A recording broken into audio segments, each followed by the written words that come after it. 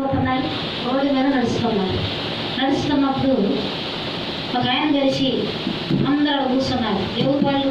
ఇంటి పనులు కట్టించుకొని వెళ్ళి అలా కూర్చున్నప్పుడు యేసుక్రీస్తు వయసు 30 సంవత్సరాలు, 3.5 సంవత్సరాలు శిష్యుల్ని ఎమ్మటేసుకొని సువార్త ప్రకటిస్తుంటే ఇంటింటికి వాక్యం చెప్పుకుంటా, గుడ్డోడికి చూపించి, మూడివాడికి మాటిచ్చి, ఇంకా చెప్పాలి, నడకలేనోడికి నడకనిచ్చి అద్భుతాలు చేస్తున్నప్పుడు రోడ్డు మీద నడుచుకుంటూ వెళ్ళిపోతుంటే అక్కడ అధికారులు చడాలను ఆఫ్ చేశాడు.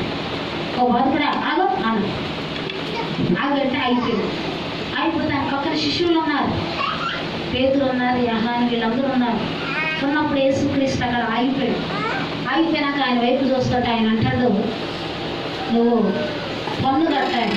ఏంటది చెప్పాలి, ట్యాక్స్ కట్టాలి, కట్టు అంటాడు. అంటే పేతురు ఏమంటాడు తెలుసా? అసలు నువ్వేం మాట్లాడుతున్నావు సారు? ఆయన ఎవరో నీకు తెలుసా?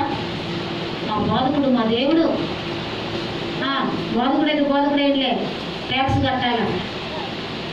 అప్పుడు పేతురు పిలిచాడు దేవుడు, పేతురు నీ కాడ ఏమన్నా ఉన్నాయా? డబ్బులు ఉన్నాయా? డబ్బులు ఉంటేనేమో ట్యాక్స్ కట్టాలి. చెప్పండి, నీ కాడ ఏమన్నాయంటే, ప్రభు నా కాడ ఏమి లేవయ్యా. యెహోవా నీ కాడ ఏం లేవయ్యా. పక్కన 10 మంది ఉన్నారు, ఇక్కడ ఏమి లేవు, వేసుకోకపోవడం ప్రభు ఆయన అబద్ధాలు చెప్తాను కానీ ఏం లేవు. ఇప్పుడు మా ట్యాక్స్ కట్టాలంటే ఏముండాలి? డబ్బులు ఉండాలి. అప్పుడు పేతుడు ఫస్ట్ ఏం పట్టేవాడు? చేపల జాలు. చేపలు పట్టే జాలు.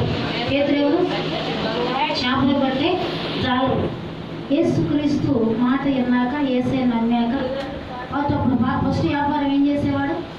చేపలు పట్టి అమ్ముకొని వచ్చేవాడు. ఆ వ్యాపారం మీద బతికేవాడు.